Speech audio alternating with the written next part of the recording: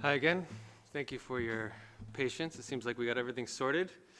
And welcome to the session, Let People Speak, Using Evidence from the Global South to Reshape Our Digital Future. This is a nice, cozy little group. It's too bad we can't sort of all come together and sit around in a circle, but that's fine. It is what it is. So I'm Matthew Smith, your last-minute substitution moderator.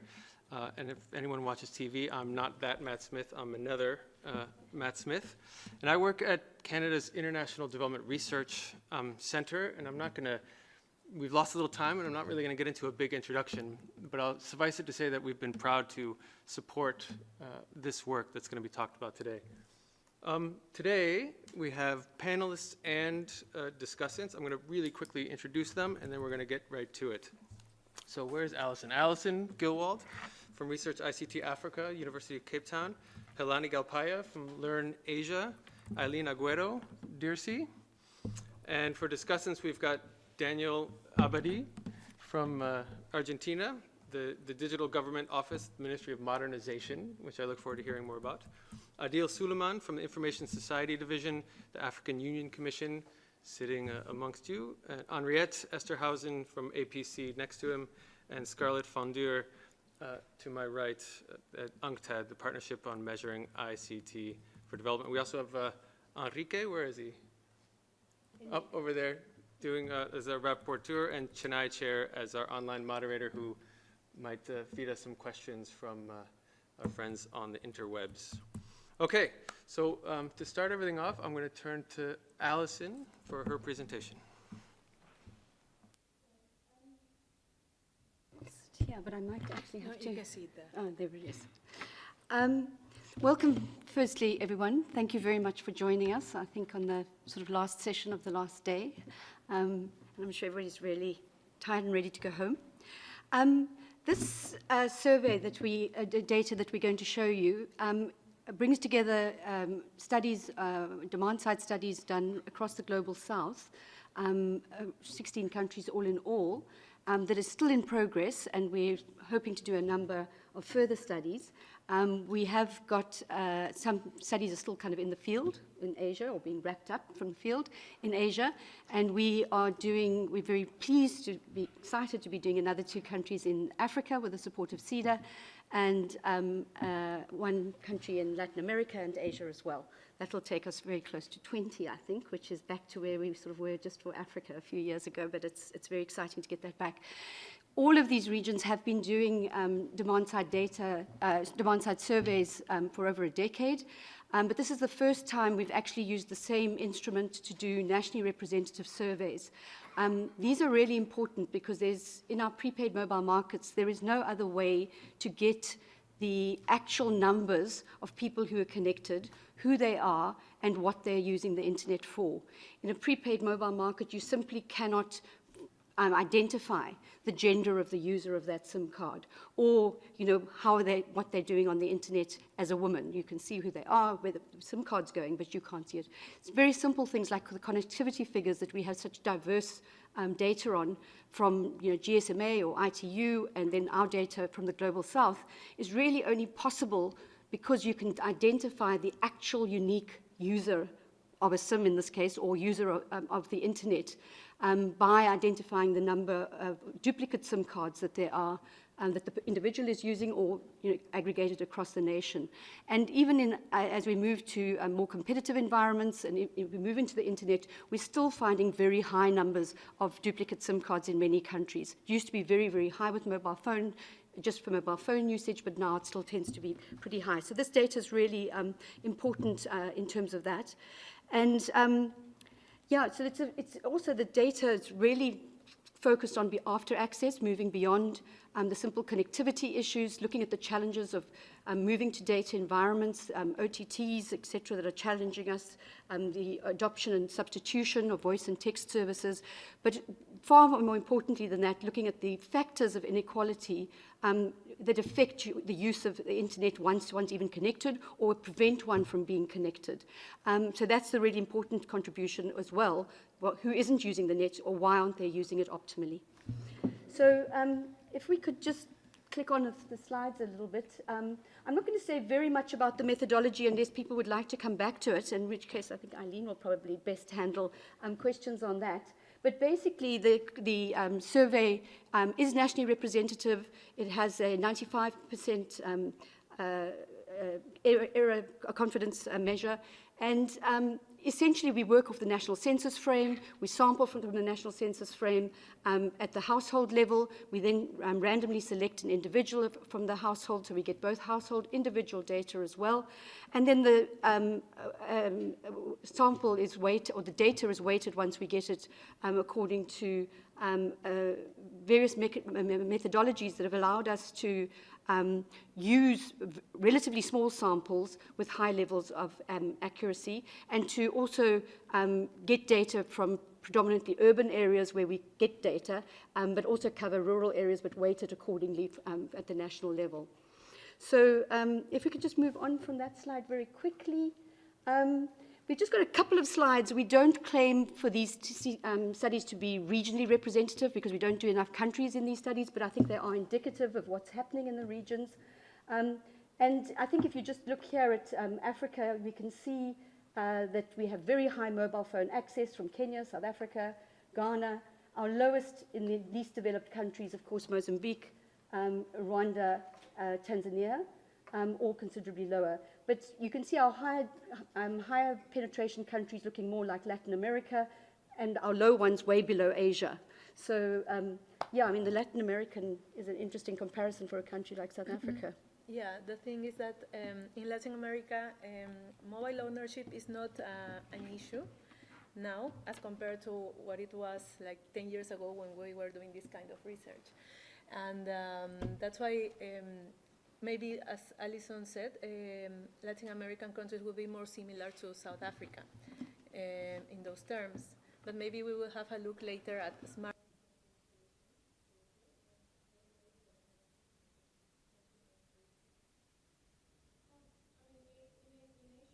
Well, see, I think there are some slides later, is basically that, you know, phone access is quite high, but the problem is that they're feature phones.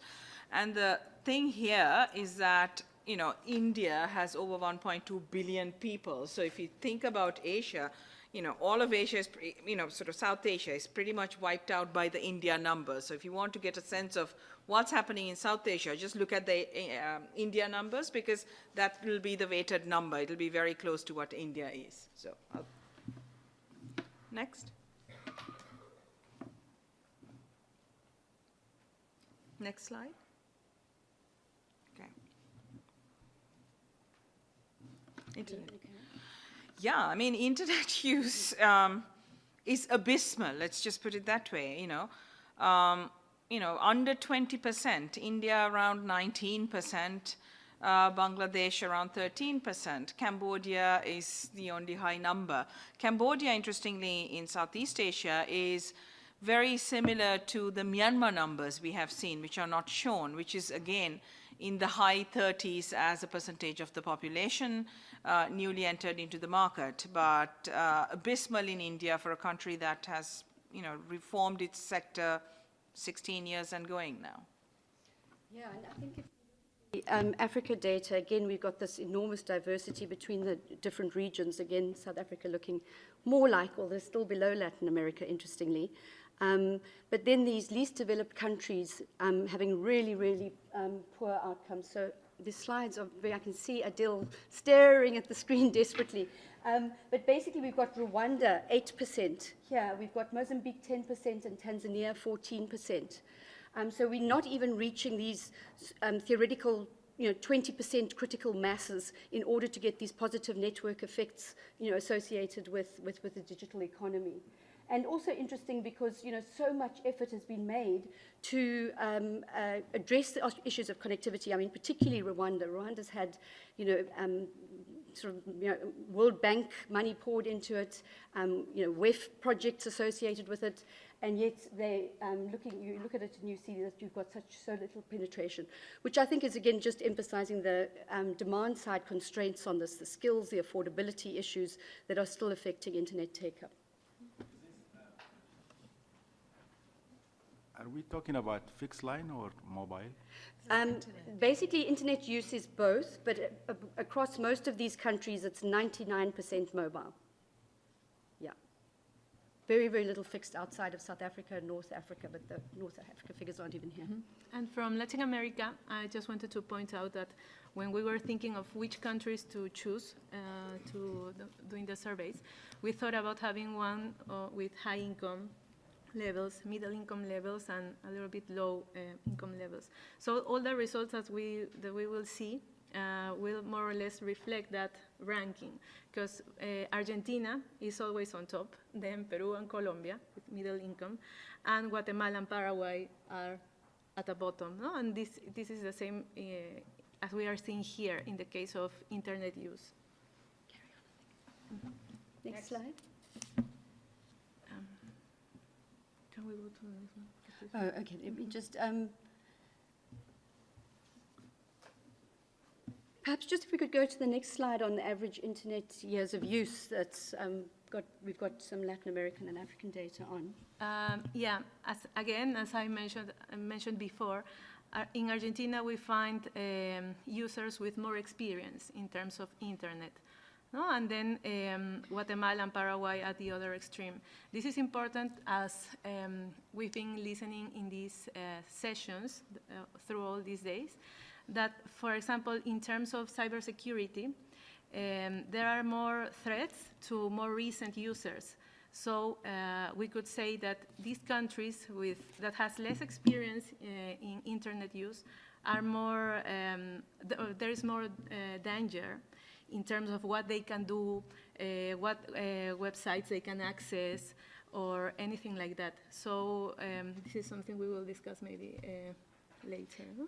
Yeah, I think for South Africa as well, you know, South Africa, a few of the countries had initial take-up with PCs, but it was really around 2010, 2012 that we saw the massive uptake of mobile internet, or the internet because of the access to mobile broadband that led to the uptake of internet. And so again, we've got people with the poorer countries with much lower, less experience, and probably the same group when we look at the data more deeply, that we're going to see are unable to use the internet as optimally as people who've been online longer, or are using devices and software and stuff that's only really feasible to use on a PC.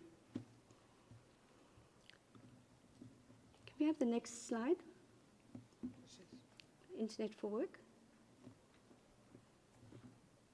So I think this is an interesting slide. We've actually got a whole set of questions on micro work, or not a whole set of questions, but it's some very interesting questions on micro work that provide some of the first demand-side data on, nationally representative demand-side data on what is happening in the area of micro work. Particularly in Africa, there's been work done by Learn Asia and DERSI on micro work and on digital platforms for some time, but this is the really first demand-side data. Most of that has looked mainly from the platform side, it's the supply side. And I think the point for Africa is that the use of micro work is extremely limited, and really puts serious questions around the hype of micro work being able to provide a solution to structural unemployment across the continent. Obviously, the figures are so low for micro work. When your internet penetration is only 7 or 8 or 10 or 13%, then the fact that you've only got 4, 5, 7% of people doing micro work is not surprising. It makes sense.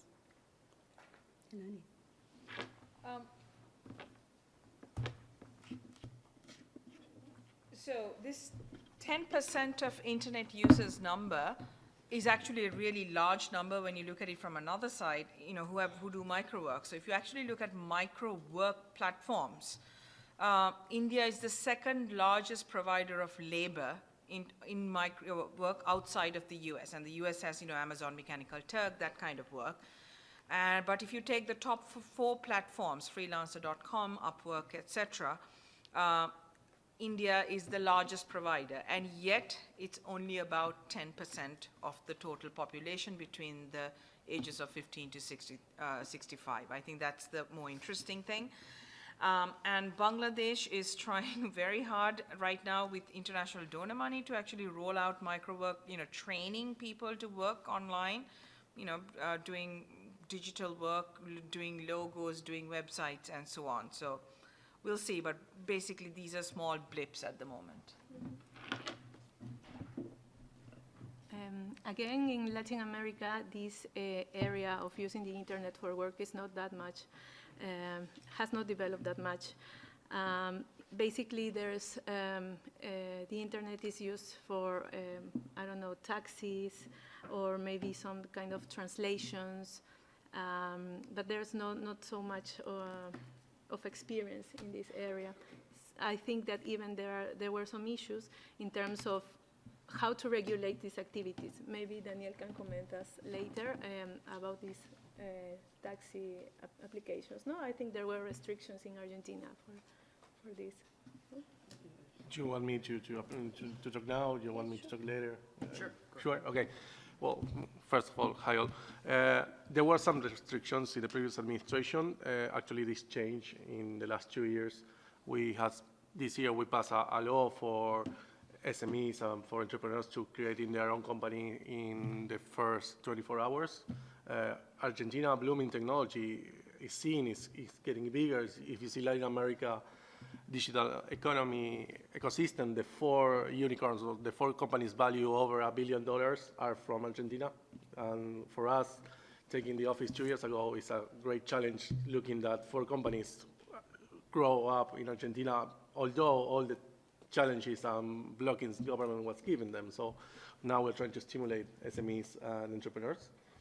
There's a lot of work outsourced from Argentina because we are in the same time zone than New York, so maybe a huge Indian company like Tata is outsourcing Argentina from India. So that we are building that mix. If you think about Latin America, 62% of the homes in Argentina has access to the broadband. There's a mobile penetration of 98%, but we have 44 million people and only 27 million people use internet. So we think how can we fill that gap between people? We were not growing internet users, so something more beside infrastructure is happening. Yeah, the next slide.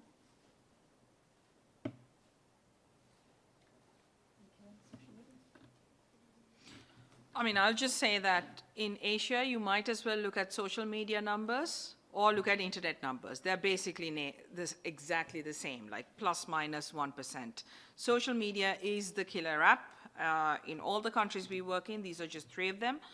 And yeah, for example, in Cambodia, it even might be higher than the internet number in Southeast Asia.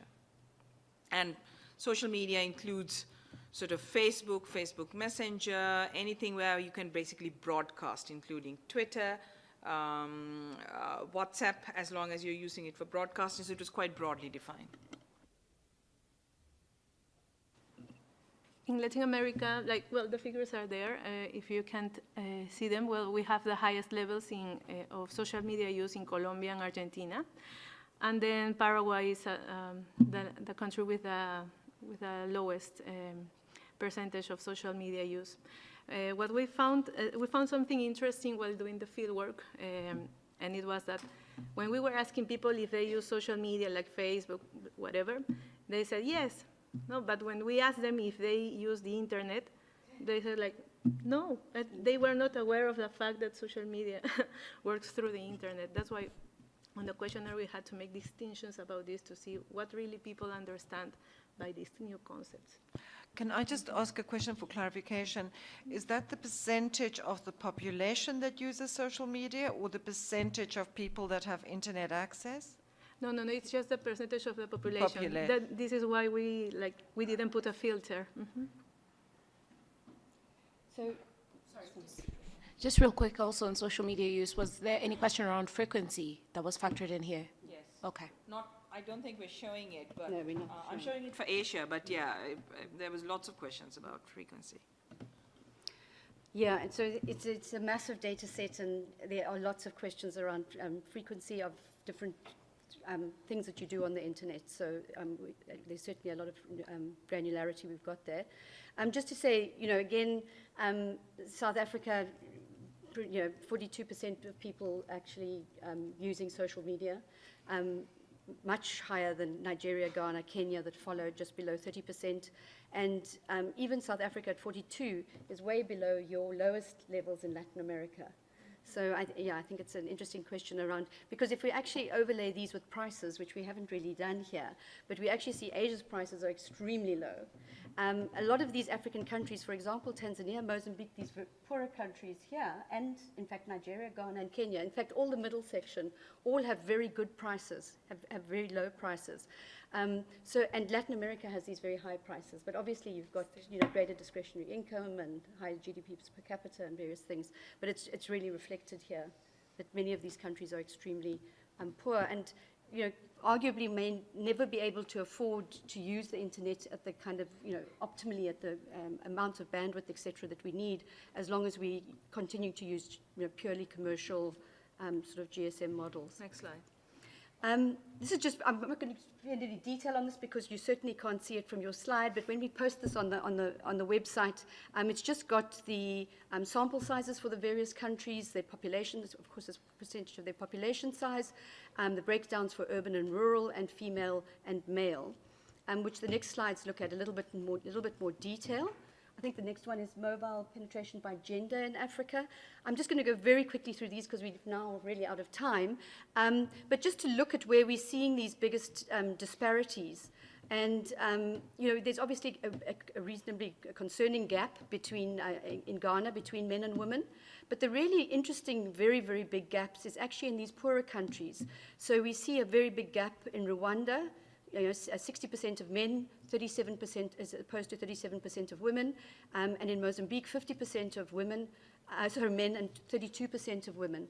And this really supports our earlier modeling on earlier rounds of research that show that there is actually not a big gender divide in and between men and women of a similar income. There are some nuances once we look at the internet, but in fact the drivers of inequality are education and income, and women are concentrated at the bottom of the pyramid, not receiving education and income. So that's really where our policy attention needs to go. Just smartphone by penetration, you've got an interesting, bigger gap there with men and women in South Africa. These bigger gaps smaller gaps than you saw in the internet overall, because basically, again, to support the idea that it's income and education driven, or income driven, particularly in this case, is men and women of a similar income who could afford a smartphone are the people who are accessing this first, quarter, 50, half of the people with cell phones. If we look at internet use by gender, as I said, there you see that really big gap in Rwanda. Very interesting, very close in Kenya. Sorry for the blue slip there, but that's men and women. The male is the, this index down here hasn't changed properly, but if you look at it, the male is the red bar and the female is the blue bar, the black bar. If we go social media, we can again see in countries where we're getting higher penetration, where there's similar income between men and women, we're getting quite similar uses of social media. Where we've got bigger inequities, we've got differences. Interestingly, Nigeria's got a big gap between men and women on social media, which we need to look at a little bit more closely, because they've got this very dynamic content industry, and they've obviously got large numbers of women in the workforce, but they still have a very rural, predominantly rural population, so that might be explained by that. Just for work, are you using the internet for work related by gender? We see predominantly men are using it for work. We also see predominantly rural people are using it in some environments, and then we see in Nigeria we've actually got more women. So again, these are things that we'll be able to look at when we look more closely at those country studies. And again, by location, we do see in more urbanized countries less of a divide between urban and rural. We see in Tanzania a big gap between the two. Nigeria less so, Rwanda quite a big gap between urban rural, and Mozambique a big gap between urban rural. And these are some of these countries, the least developed countries, are countries that are still struggling to get the kind of coverage that is available in many of the other countries on the continent. And then just smartphone by location, very clearly urban populations with access to smartphones and rural populations unable to access smartphones. This is urban-rural for internet. Yeah, the education I'm going to leave because it requires a bit more of a discussion there. I think this is the rural one that's actually been duplicated. So I'm going to go on to one quick point about the micro work in Africa, because we haven't done the we're not going to have much time for discussion on this, but there is, as I said, a whole slide, a whole data set on this. But we see these very, very low levels of micro work in Ghana. For example, only 2% of women, whereas you've got 50 of the people who are doing micro work, only 2% are women, whereas you've got 55% of that. Sorry, and 55% of that is male. Again, Kenya, very low, 3%. Mozambique, a little bit higher. Nigeria, around 10%. Rwanda, only 3%, nearly 4% of people who are doing micro work. Of that very small number of people who are on the internet, and 77% of them are men. So in Rwanda, across all of these measures, we've got really high discrepancies between men and women. I'm going to leave it there. We're definitely out of time. Social media we've discussed. Just very quickly, some limitations to use, and we need to look at this in 2 different countries, and the slide is just far too busy. But interestingly, that's Ghana at the bottom in the red, and Ghana had the biggest, some of the large numbers of people who said that basically don't have limitations. Whereas if you, so the next one is Kenya, also 16% people who said they actually don't have limitations, 19% in Nigeria, 21% in South Africa. But if we look at the cost of data, we actually see that although we identify Ghana as having quite good prices, it's still a barrier for large numbers of people. The prices are still just too high for a lot of people. Interestingly, for Rwanda, one of the big things is a lack of content in my language. So, it's a very rural population, and as I said, very low GDP per capita, etc., and people really struggling to find the internet meaningful or being able to use the internet. Interestingly, because they seem so offline, is that there has one of the highest levels of concern about using the internet around malware and certain things like that. So whether there's actually an awareness that is keeping them off the internet or not is something that would require further investigation. But still large numbers of people who find it difficult to use. As I said, Rwanda, again, a lot of people who are just unable to use it. And I'm going to leave it there. It requires sort of a lot more discussion on that to pick up some of those granularities and go on to Asia. Next slide, please. Thank you. So we know the countries. The Pakistan data, unfortunately, is not being shown because it's so fresh. The last bits came in last Friday. So it will be integrated, as will last year's Myanmar survey data. So I will just talk about the Bangladesh, India, and Cambodia. The 4 countries that we studied is 23% of the world's population, and sadly, 36% of the world's poor. So solving India's problems, or India, Bangladesh, and Pakistan, would really help in this whole region. Next slide, please. So sample sizes are 5,000 for India, 2,000 each for the other countries. Next slide. So when it comes to mobile phone ownership, we're doing quite well in the mid-90s or above the mid-90s, even in rural areas. So, people have had mobile phones. Liberalization started, back in 1996-ish. So it's had a long track record. Please, next. At the household level, so when you ask, do you have a working internet connection of any type? There you can see the red is the total number. It's quite low at household level, meaning you can share somebody else's also. Cambodia 5%, India 21%, Bangladesh 11%. There is obviously a big urban-rural gap that you see, the dark gray bar being urban and the other one in rural. Next. So what is this internet connection at household level? All countries, pretty much, there's hardly any fixed ADSL, CDMA, other forms. It's mostly mobile. The exception is Cambodia, which interestingly has other technologies other than mobile coming into the household. Next. Access, usage, and ownership shows the pattern you would expect, which is access is high, as we said, for mobile, because you do share phones as well. That's the lightest color. Usage for voice and data, or any kind of usage, and this is really all voice when we're talking about use. The middle bar is lower than access, but you do use it quite well. Ownership is lower, obviously, of a device that you can call your own. Next.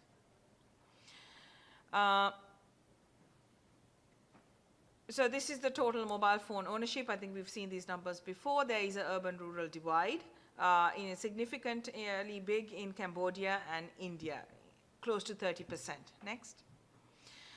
When it comes to gender, again, we see a gender gap. It's about 34% in Bangladesh for mobile phone ownership. Somehow not clear in this graph. And in the other two countries, 20 and 46%. 46% in India, that's half as likely to have a phone than a man. That's a huge gap. Next. Type of mobile owned, it's mostly the basic phones. And then you've got the feature phones, which are the internet-enabled phones, but not touch-screen fancy smartphones. And lower penetration of smartphones, except, again, Cambodia, which is very interesting, has high penetration of smartphones. India sees this sort of generational shift where most people had the very basic keypad phones. Then they skipped the other slightly better feature phones, which are internet-enabled but small screen, and are jumping straight on to the affordable smartphones, many which are manufactured in India for very affordable prices for people. Next. And owning your own device is one of the biggest barriers, because the internet experience, especially using something like where you need to sign in, like Facebook, is a personal experience. People are not very willing to take somebody else's phone, log in with usernames into Facebook, whereas people are quite willing to take somebody else's phone and make calls. So sharing behavior is low when it comes to internet, and no need for a phone is one of the reasons that they give for not actually owning their own phone. And the second, obviously, is I can't afford it. Some also in these graphs say that I actually don't need it. And that's a much bigger problem, harder problem to solve, where people don't see the need. Next. Internet access, let's actually skip this. We've talked about low internet access. Let's just look at urban-rural divides. Again, we are reaching the 40% kind of divide between urban areas and rural areas. In India, it's close to 50%. Next. Male, female, again, for internet access. Now, before we showed for phone ownership, 60% in India, extremely high, and 34%, or even in Bangladesh, 52%. Next. And this is one of the big problems. People actually don't know what the internet is. So when we ask them, are you aware, do you know what the internet is? And we define it sort of rather broadly to include anything from browser use to using maps, to using Facebook, to WhatsApp, Viber, etc. In this broad definition, the number of people who say yes is what's shown here, and broken up by urban and rural. So in India, about 35% of the people know what the internet is. They've heard of it, which means all the rest, 65%, actually do not know. They take no. Similarly, in Cambodia and then again Bangladesh, about 70% of the people don't know about it. Next. Awareness of the internet by men versus women. Again, there's a gap in awareness. 40% in India, around 30% in the other two countries. Next. First time internet use is mobile, which is why I kept saying that getting a good functioning mobile, a smartphone, into the hands of people is essential. Desktops are used in India, and we should break this down, but I suspect this will be people who work outside at a job that requires a desktop, not people who have have it necessarily at home. Next. We can skip this. Okay, when using the internet, most of the time is spent on social media, as I said. Social media is the killer app when we ask them, this is shown in the data, social media, and then entertainment, and chatting. Chatting means the WhatsApp and Viber chats, the text SMS. Next. We actually have a whole module on social media and behavior. Who are your friends? How do you accept friends? Did you unfriend anybody? Why, etc. So just to give one thing, you know, what is the information that you share on social media is something we ask. Like, can others see this information? Like gender, like age, you know, marital status, religion. And this becomes important in what kind of internet experience people have when they do get online. And we see this in Cambodia. They continuously share less to the public on social media about gender, about religion, about age. Whereas in South Asia, they say that, you know, they are much more willing to, certainly more than Cambodia. Next. Just on the phone, SMS is frequently used, calls, chatting, staying in touch. This is very similar to what the patterns we have seen across Asia in the previous surveys. Next. And then there's a whole set of questions around capacity. Are they actually able to use the phone? Are they able to change the settings? Are they, and so on. So just to highlight one, is that when they need help, they get it from friends or family. So it's not that they go to the internet and find things or ask others. Friends and family are the first line of technical support when you can't jiggle with your phone. Next. I think, then we had a specific question about apps for people who could actually install apps. So as a percentage of smartphone owners, can you install apps and what kind of apps? Obviously not surprising, we see social media and messaging and entertainment apps as the most downloadable and installed and used. Next. Mobile banking is another module. I just wanted to highlight that in all the 3 regions, these modules in the questionnaire. And mobile banking is heavily used in Bangladesh, and you know, that's the dark sort of blackish 33% all the way on the left-hand side. But again, low penetration and much needed because this is a hugely unbanked population. So long way to go. Next. And then we asked, do you know about all these platforms everyone goes on about, you know, in the gig economy? Do you know about sort of residential stuff like Airbnb, about taxis, about working, about buying and selling like Amazon and so on? This is the awareness, and India obviously has not too bad, like about 50% of the people know about transport, gig economy, work, lower awareness in the other countries. Next. And actual usage, again, India has a thriving e-commerce market locally through Flipkart. That's why you see the actual use pretty high in India, very low in the other countries. Reason for not owning, using the internet is lack of understanding what the internet is and knowing how to use it. Can I just throw in one question, because this would be very interesting for me.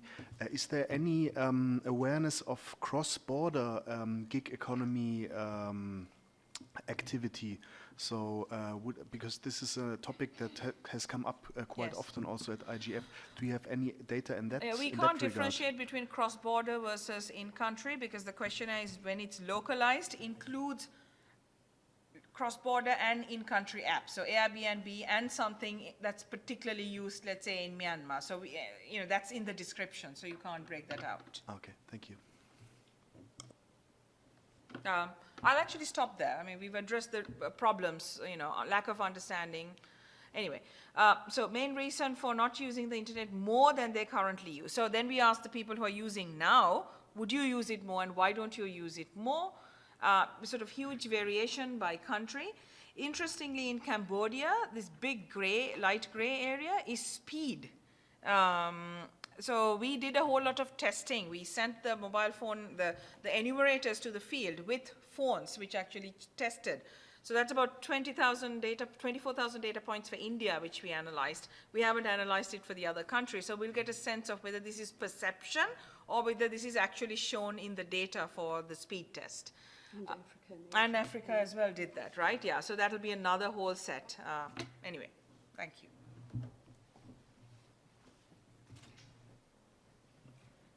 Yes, so now I will show some data for Latin America. I'll just skip this as I said, mobile phone ownership is not that much of an issue. Can you pass? Yes. In terms of smartphone penetration in our countries, especially in the country where I come from, Peru, the urban-rural gap is quite high, as you can see, and the same happens in Paraguay. In the rest of the countries, there is much more, it's much more equal.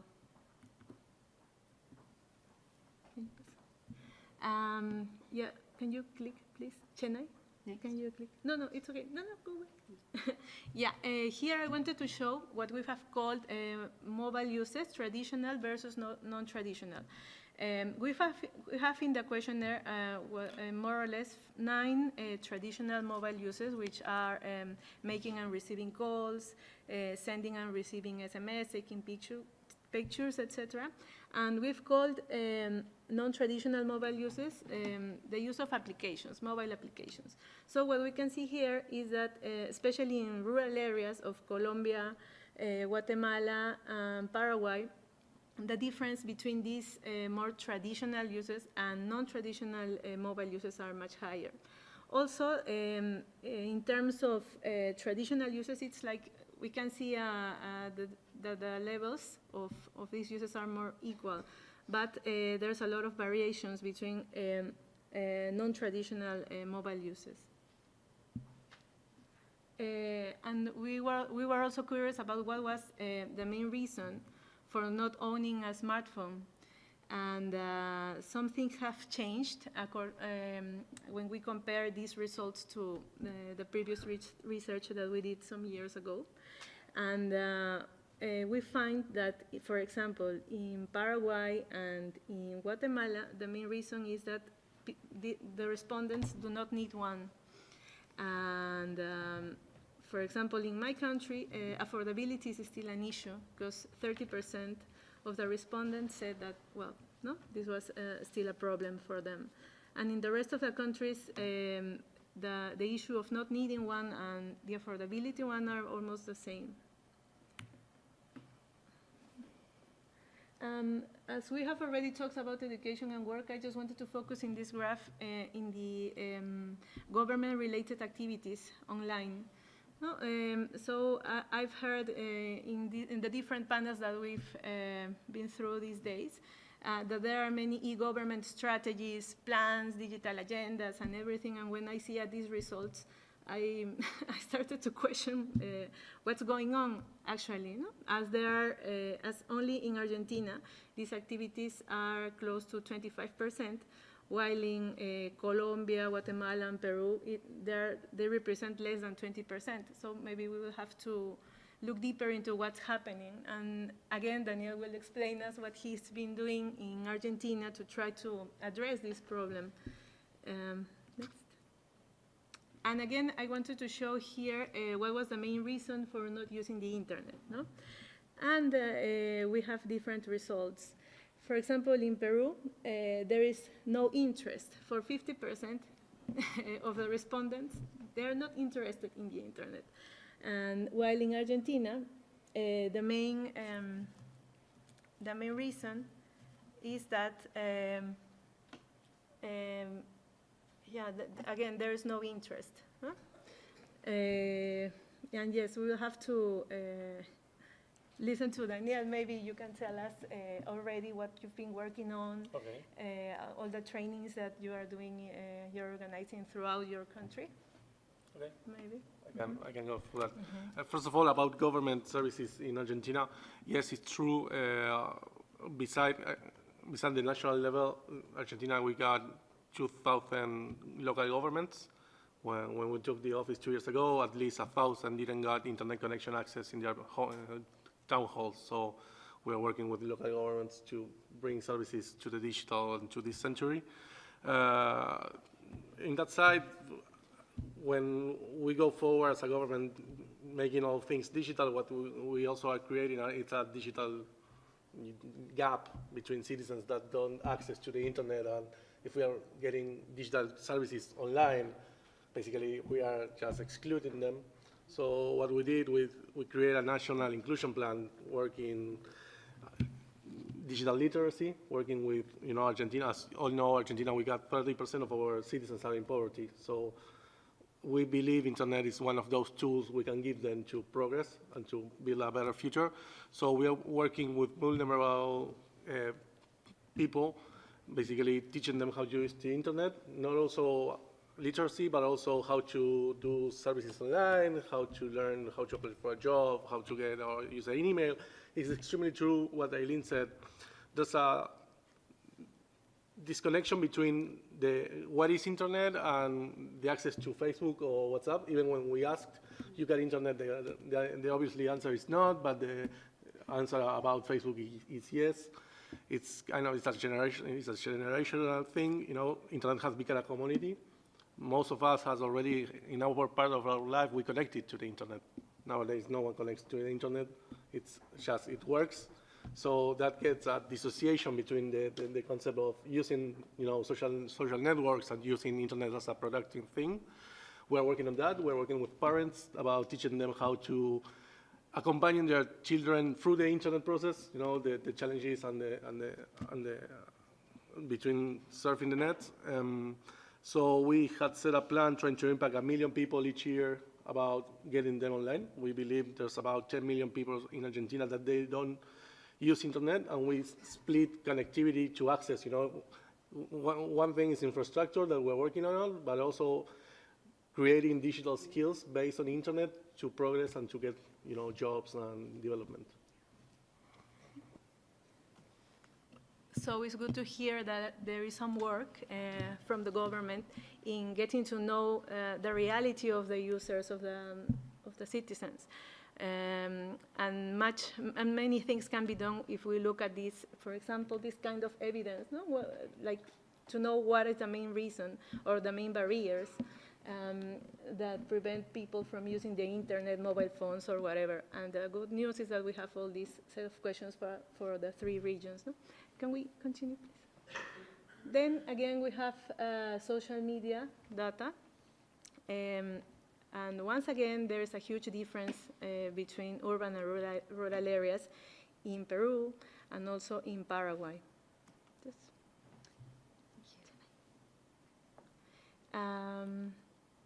And well, the rest, we wanted to show also some gaps between males and females.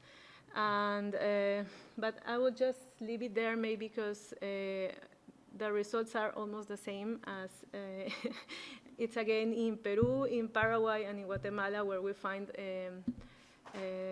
more differences. And in the rest of the countries, we don't have much problems. So thank you. Okay, thank you for that. So this is a nice small group. So actually, instead of doing something real formal and opening up to the floor, I think it's good to just raise your hand, click the little red button, and ask your question. So actually, I would like to just put it out there if there are any questions specifically on findings and methodology. Is that, please? Thank you for this very informative presentation. First of all, as a continental organization, the African Union Commission, I would like to see a statistic for the entire continent. I know that there is work underway to include other countries. I have 3 questions, actually. One on the methodology. Maybe I missed that part. Was it done through a telephone interview, or I wasn't sure about the methodology? If you can shed more light on that. And on the findings, was there any effort to cross-check the finding with the existing data by other institutions? And then if there is variance and any explanation why the results are different from existing findings by other institutions?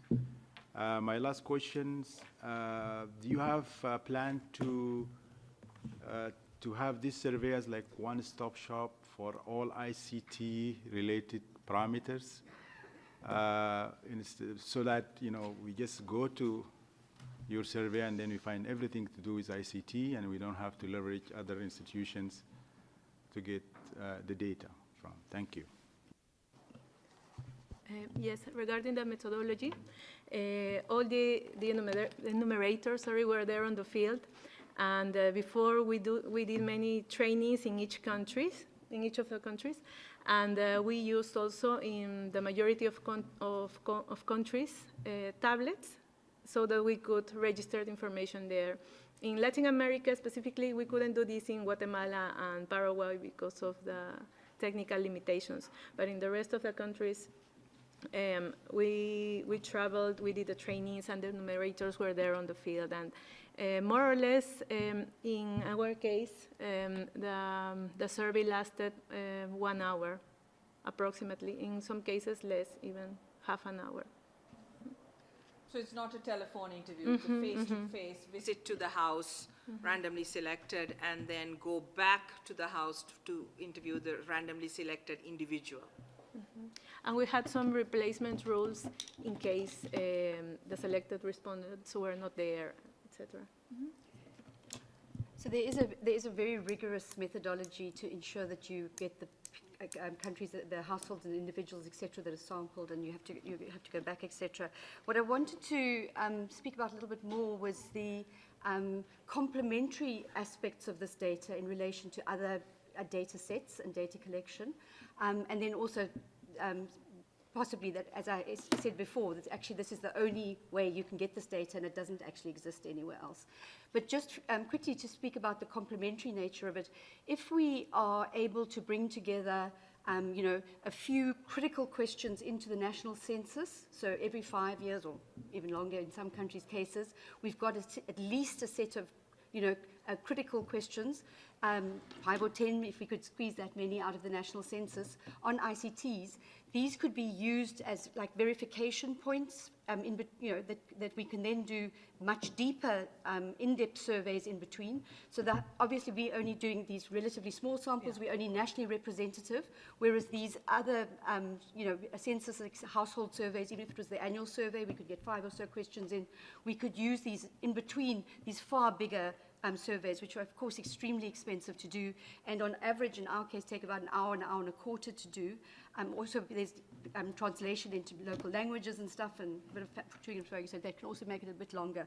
But what is important for us is to try and get some coordination, and that's why we work very closely with the ITU and UNCTAD and our national census offices where we can, to try and use this the data in a complementary way for supplementing the research that is out there, but also for verification for the data that is out there. Because as we said, the supply side data is unable to give you certain data on these mobile markets, on these prepaid mobile markets in particular. So this really is the only way you can get this data, and you can you can challenge or you can check the supply side data. And this is something that GSMA now over the last few years has acknowledged itself, that the SIM sold is not a unique subscriber. And that's why we're getting these percentages that are being quoted by governments that are coming from the mobile operators that are still quoting SIM sold. And even the UN statistics are still using those figures. So it's really only through the qualification of the demand side data that you can get the actual figures, and of course the after access challenges, which are not picked up in the other data at all. I just want to add one very quick thing. We think in our region, census is way too infrequent. It's every 10 years. The mobile and internet market is like fast-moving consumer goods. So every 2 years, there's often labor force surveys and income expenditure surveys that are done by almost all the central banks or some agency. And our recommendation has been that you put in some questions into those. Great. Okay. Henriette, one more question. Well, it's more discussant input, if that's okay. But if you want to take, I can reserve my responses if you want to take more questions from the rest of the participants. Well, you know what? I think it's fine if it follows follows from what they're talking about.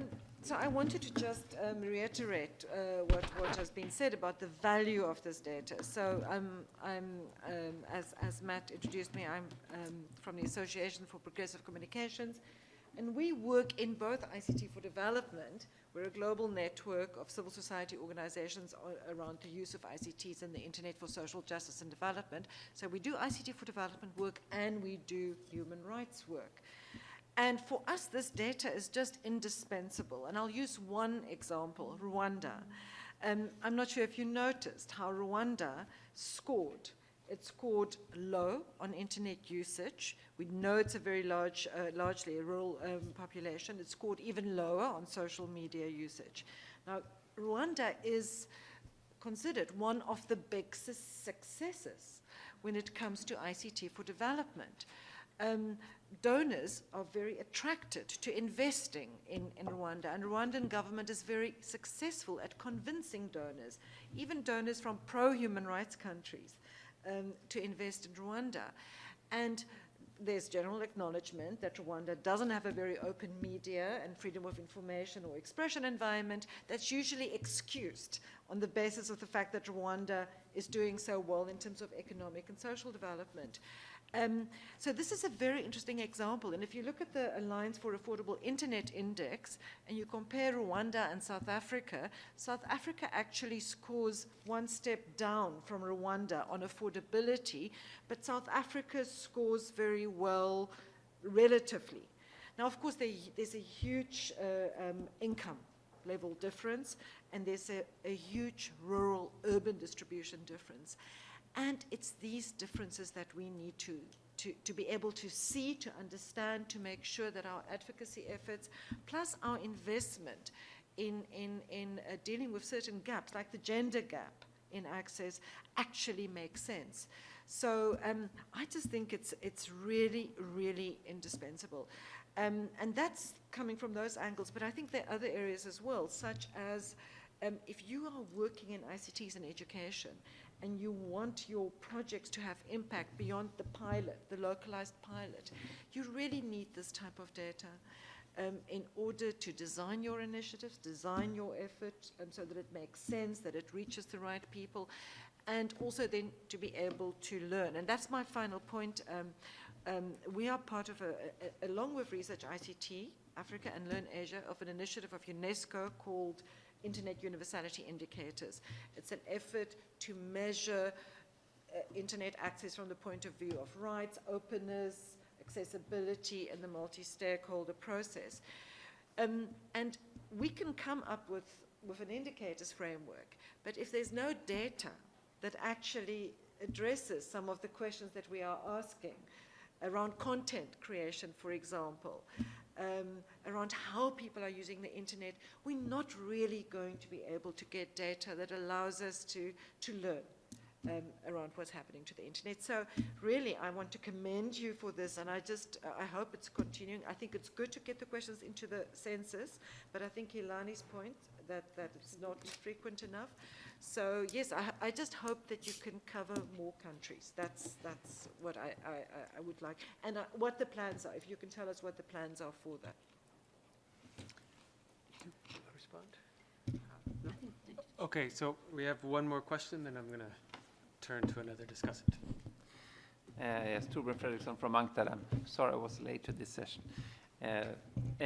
Just on this question about how to capture the data, and through censuses, labor for service, and so on and so forth, it's always people-centered then, in a sense. So it's important that I think complement that also with the enterprises, for instance, because they provide data that the people cannot. And I think for many governments, this whole area is of growing importance. The other thing, I think we need to also strengthen not just the bilateral support here to countries, but we need to bring countries together also in the whole statistical challenge when it comes to measuring the digital economy, digital society. We have now got the member states to agree that we should set up in UNCTAD a working group on measuring e-commerce and the digital economy, for once to bring statistical experts from member states to the dialogue. Because typically the policymakers and the ministries, they want to use the data, but they are not the experts in actually knowing how best to collect them and analyze them. So we need to have that as a complement. I know ITU has its expert groups, but they cover the areas responsible for the relevant to ITU, and I really will, we have to call on you as expert organizations also to play an active role in this area. And we will have to call on donors as well to help make sure that countries can actually come here and participate in these kind of meetings. Thank you for that. So let's turn to Scarlett. Oh, we have another. Oh, okay, please go ahead. Yeah, hi, Ishan from the Internet Governance Project, and my question is that there's this large group in the surveys which say that they're not interested in using the internet, and is that an awareness issue? And do you see mobile service providers or private ISPs or mobile service providers in these countries targeting those groups to bring them online? Like, is there a market incentive for them to do that? Or are they trying to better services for the urban population, which is already online and competing among those users? Because one would imagine that there's this huge untapped market for them, and incentives would align in a way for them to, reach out to these markets. But if like 50% or 60% of the country says that they don't see the internet as useful, why are these more, private or businesses not trying to get those markets? Do you want to Go ahead. go on to- Okay. Yeah, I mean, this is the next stage of the market that you need to, right? I mean, upsell, obviously, sell more services to the urban people that you've been selling to, and then get the new consumers and grow the pie. Clearly, this is, I mean, we see it in the strategy of mobile operators. Just to clarify that I don't know what the internet is among people, like in the whole population, 15 to 65, right? So if you probably go down lower, you'll have higher numbers. We need to be a little bit careful.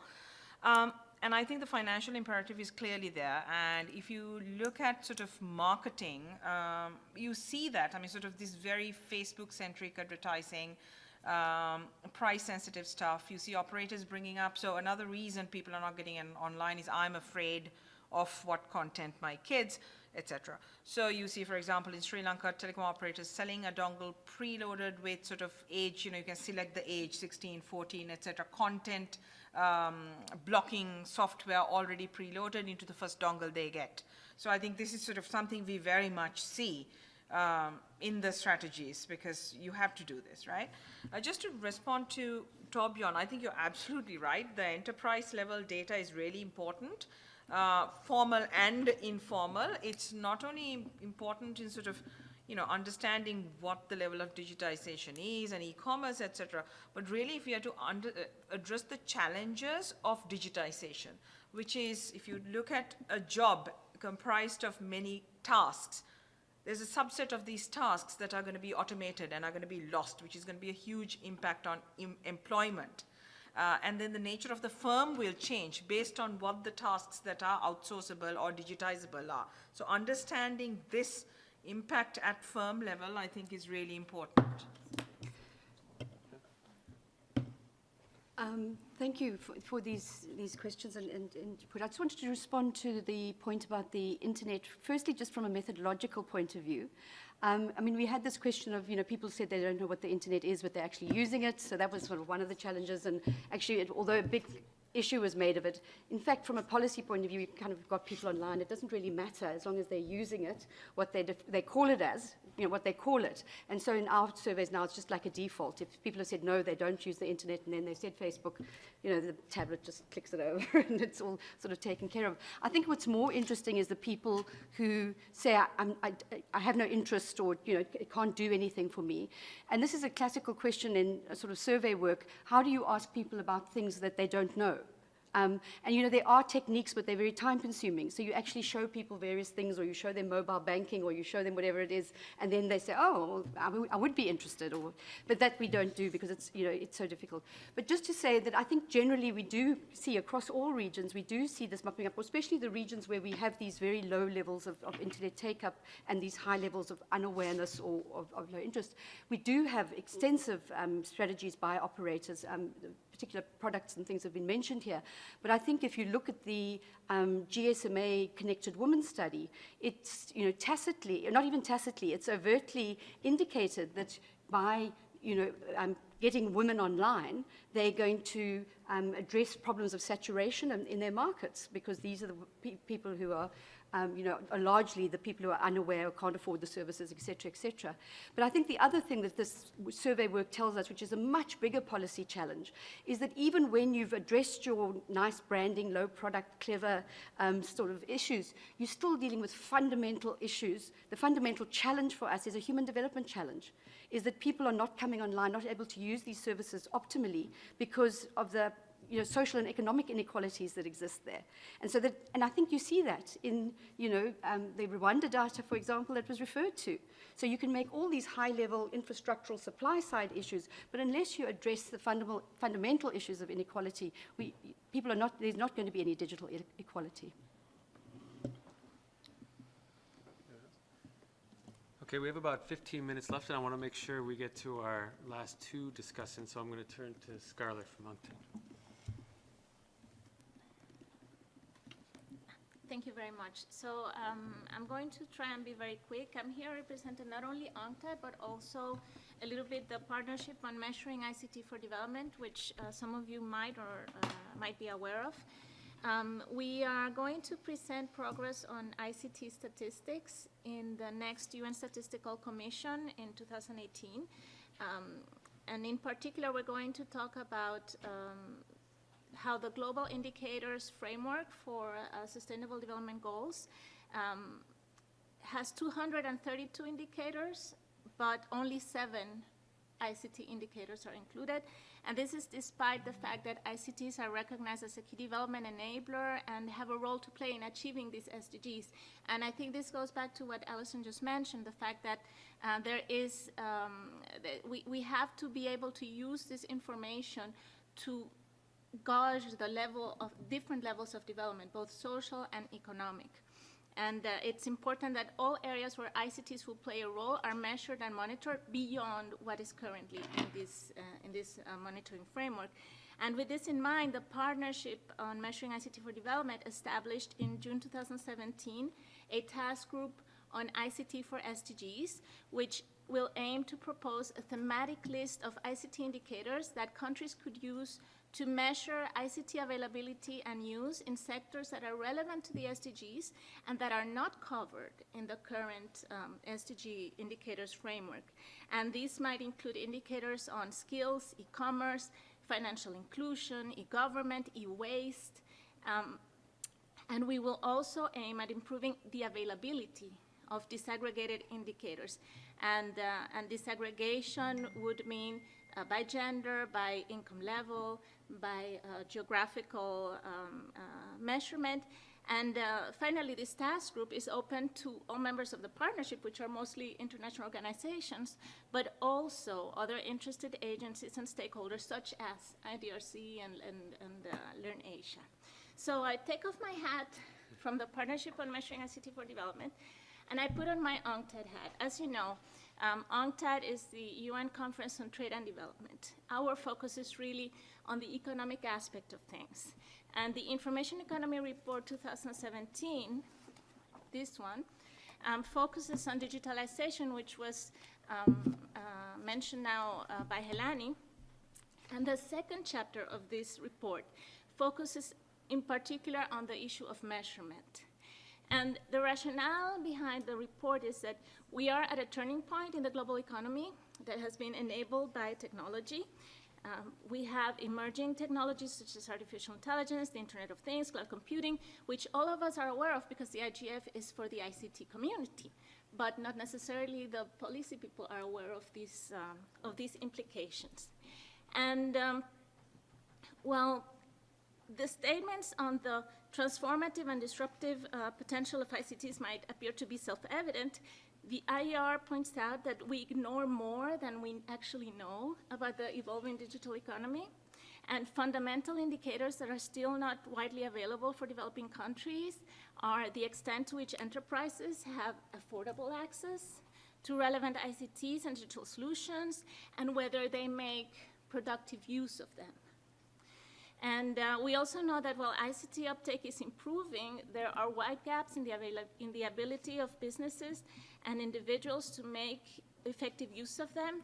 And in least developed countries, women and micro, small, and medium-sized enterprises are all less likely to benefit from the digital economy.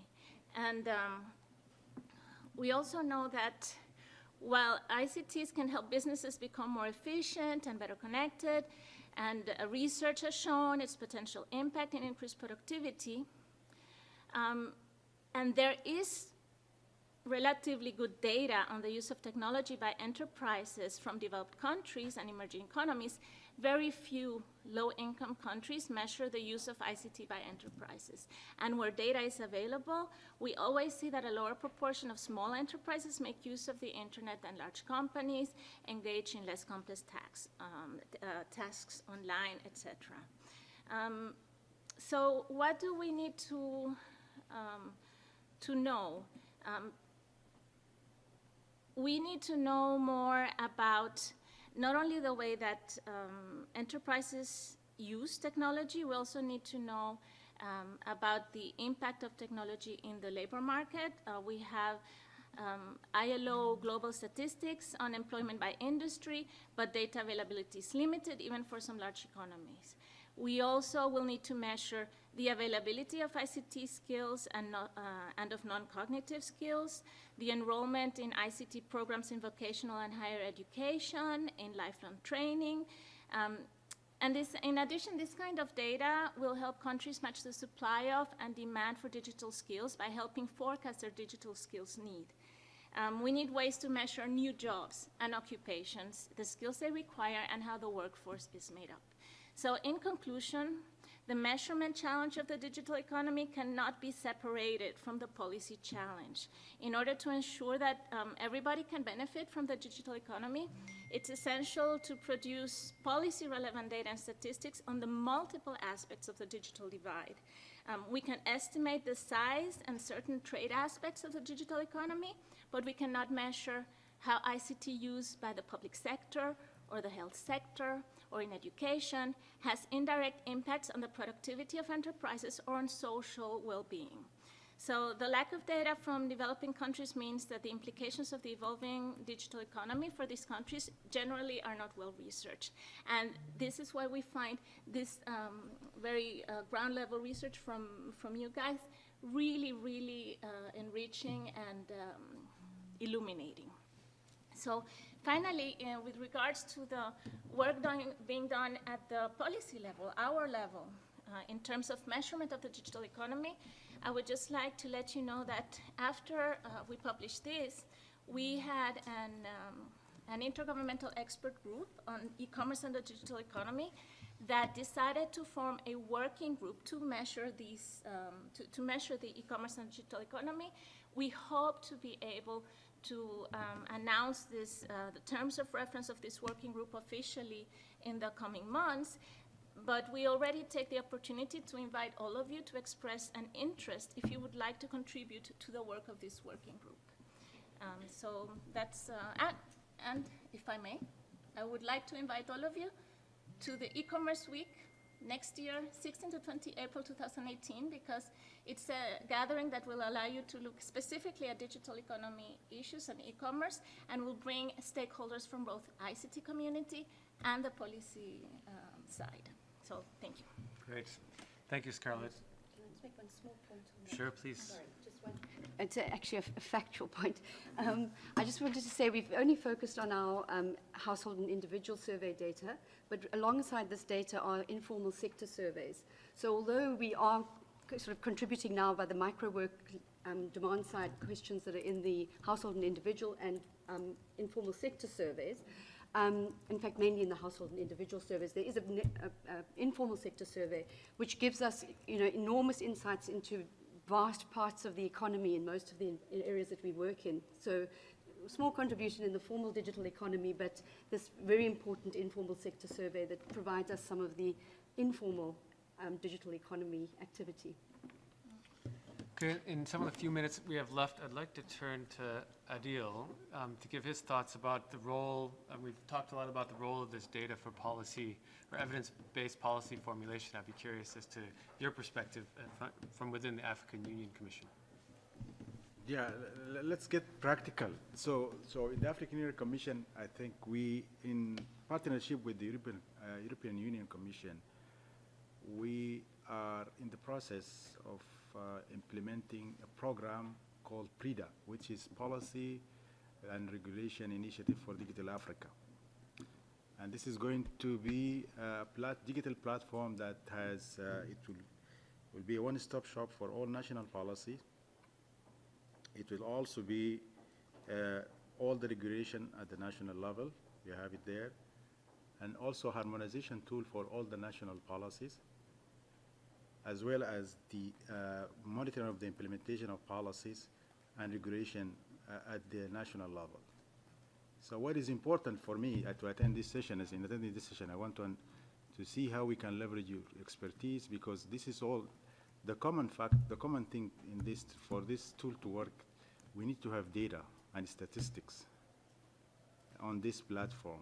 So that's why we are interested in attending the session, just to make sure that if you can leverage your expertise so that we have this platform, not only in the research-based policy making, also on the implementation of our policy, and we see how are we going in the right direction or going in the wrong direction, and so forth. So this is something that is of value for us. Thank you. Great, thank you. And sure, let's open it up. Thank you for the floor. I think I just want to bring up some quick reflections that may be questions and see how they link up to this overall discussion. I think what I've been taken on, I'm Nanjira from the World Foundation, by the way. I'm taken by this narrative that is predominant in the Global South about mobile first and to some extent mobile only. And I wonder at what point we start reflecting on the limitations of that approach to meaningful work and even to the perceptions of relevance of the internet. Because if those are the approaches that we're seeing being especially reflected in policy, much less so in research, because research will follow what's there, is how much meaningful work can anybody do on their mobile phone? When's the last time you wrote a report on your mobile phone and that kind of thing? So that even when you're reflecting on e-commerce, what we're looking at here is a very big risk of people in these parts of the world being consumers and never necessarily the creators, and undermining the whole idea of the economies we want to unleash with digital, digital Africa, Asia, Latin America, whatever you want to call it. So I wonder at which point, with the African Union, with UNCTAD and other bodies, you start reflecting on the limitations of this idea of mobile first or mobile only, and how we start challenging it. Because it's also going to, I guess, shortchange us down the line. And then just to the point about the Policy and Regulation Initiative for Digital Africa, I think that's a great initiative. Speaking mostly as an African first here and as a citizen and somebody who's worked with innovators, I think at whatever point you invite expertise, it will be fundamental to speak to the people who are users of these platforms, from innovations, from even representatives of young groups that are always often not represented, that to be involved in those discussions and not lock them out. Thank you. Thank you. We have one more statement, and then I think we're going to have to wrap up as we are running out of time. Thank you. Just welcome this initiative between the EU and the African Union. I would just here encourage you to participate in the next intergovernmental group of experts on e-commerce and the digital economy, and make exactly this point, so that all policymakers hear that this is really a priority for governments of Africa, that it's very hard to formulate good policies in this area if you don't know the lay of the land. If we can support you in that context, we'll be very happy to. I think in many cases when we talk about what kind of efforts we can do to help digital development in developing countries, the statistical aspect is often forgotten. It's not sexy. But once you have the data, everyone is really happy about it. But it really takes an effort to get those data. No, maybe not everyone, but at least you can have a debate about it. The final thing I wanted to say is also, after Scarlett's intervention about the indicators. Indicators are fantastic, but they can also be a bit dangerous. Because once you have the indicators that are adopted on the basis of data availability, we will look at those areas where we have data availability. And if we want to really leverage ICT for development, we need to have more than just connectivity data, even though it's fundamental. But otherwise, we will continue to focus just on improving the ICT supply side and forgetting about the demand side, because it's harder to get the data on the demand side. Okay, the discussion wants to continue, so I'm going to let that happen. The patient gentleman in the front, please. Thank you. I'm Deepak, IEEE Internet Initiative's incoming chair, and I come from India. So 4 quick points. Number one, I fully agree that mobile first might be a good strategy, but mobile first and foremost might be a challenge. So that's one area. And there, yes, people should be seen not only as consumers, but as rather prosumers, something which Alvin Toffler had mentioned way back in early 70s, that in future people will be producing as well as consuming.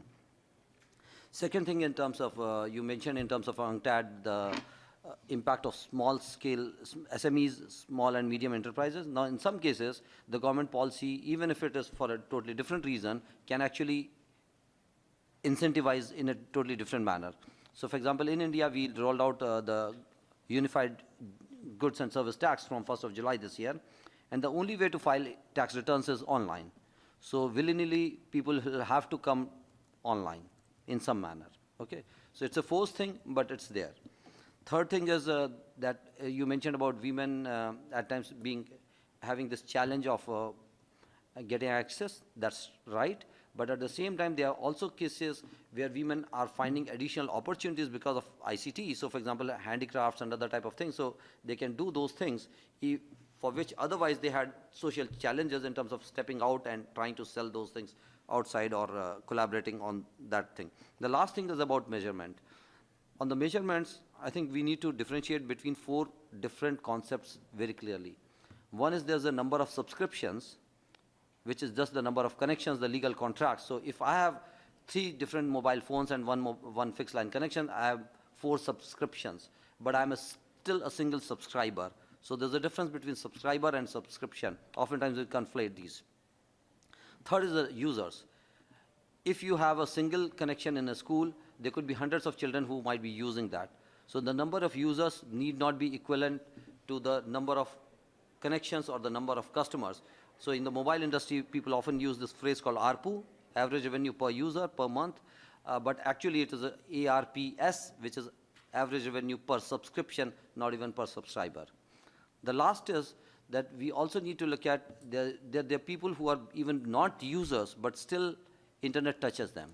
So for example, in India, when my house help goes to her village and wants to travel by train, instead of taking a day off, she asks us to make the booking. We make the booking online, and she travels on that ticket. So she knows that there's a way to do those things. She doesn't know how to use it herself, or her family does not know, but they nevertheless get benefit of it. Thank you. Okay, thank you. I know we have a few people, but can I encourage you to be brief? Extremely short, I know. Sorry, Matt. Okay. It's an opportunity for research like this. Argentina has assumed the presidency of the G20, and inside the G20 is something called the Digital Economy Task Force. And during 2018, digital inclusion, along with the future of work and skills, are going to be 2 tracks and 2, focus for that digital economy. So data and research and how, developing and developed countries can start, building a strategy about digital inclusion. It's an opportunity for you, basically. Okay, thank you. This has been a small but passionate group. I think we all are excited that we have the data now, and it will be coming out over the next, few months. Yes. And be made openly available as well. I Yes. think I'll let Allison, would you like to say any words to wrap up? I'll just say a few words, and then I'm sure Helani and Aileen might have something, but I'll try and be quick, as I know we're over. I did want to say that what we've shown you here is just really our very first high-level findings. This is descriptive data, and I wanted to reiterate the point that Torbjörn made about sort of what descriptive data can mask. And that's really what we go into now, into this next phase where we start modeling this data and we can get some sort of meaningful understanding. And often, particularly in relation to gender, in relation to a lot of other things, the descriptive data masks the sort of factors of what we're seeing, what's causing the inequalities that we're seeing. So I think I just wanted to make that point very quickly. And then also just to say, all of us across the Global South Network have started doing this work. We actually, our mandate is to influence policy and regulation. And we would love for governments to go out and collect these statistics, and we could simply get the data and analyze it as we want to do and put out the nice, interesting policy work and policy papers. But we know now, after doing this for a decade on the Canadian taxpayers' buck, that unless we actually mobilize and organize amongst ourselves and together with multilateral agencies and with our regional associations or multilateral agencies as well, this work is not going to go on. So this is really an appeal for further collaboration. This is not the end of our work. Just to respond to Scarlett's work, I think Scarlett's very familiar with the work we've done around policy and regulatory influence, the really significant impacts that we've had on various policy and regulatory processes, particularly in the area of pricing. We also collect large amounts of supply-side data, and we look at the supply and the demand-side data together. And perhaps just very broadly from a very high level at this stage, and I know there's slightly different nuances in the different regions, to say that the purpose of this research is also to identify the areas of research that are needed for policymakers going forward. And I think what is a very sort of profound point that we've reached with the very low internet penetration rates, but internet penetration rates, which I should say, nevertheless, are only possible because of mobile broadband. We were just, we'd reached our little tiny fixed broadband in South Africa and the rest, and North Africa, and the rest of the country, there was nothing. Mobile broadband, it happened with voice, it's happened with broadband. So it's absolutely critical. Whether we have, and I think what's clear from our research, and just to respond to the point that was made, because I think it's an important one, is that mobile on its own cannot be everything. And in fact, we know from our research now that it's not, that large numbers of people are buying their little tiny micro package of data, going to the public Wi-Fi where it's available, extensively in Rwanda, by the way, and in South Africa, downloading these things, doing their video, doing some of their e-government because it's available on those services, actually meaningfully using them instead of, as you say, them sort of all supply-side driven, and getting onto the net that way, working in libraries, et cetera. So we have to begin to look at the use of the internet outside of this individualized thing, and we did discuss some of the measurement issues there before you came in to address that. But I think it raises serious policy questions for us about how we are going to address in digital inequality in future and identify research areas as we go forward. Okay, thanks. I think we actually really do have to wrap up now. Just to note, as a Canadian taxpayer, I'm pleased to have been able to support this important and influential work, and thank you to everyone for attending this session and for the patience of going over time.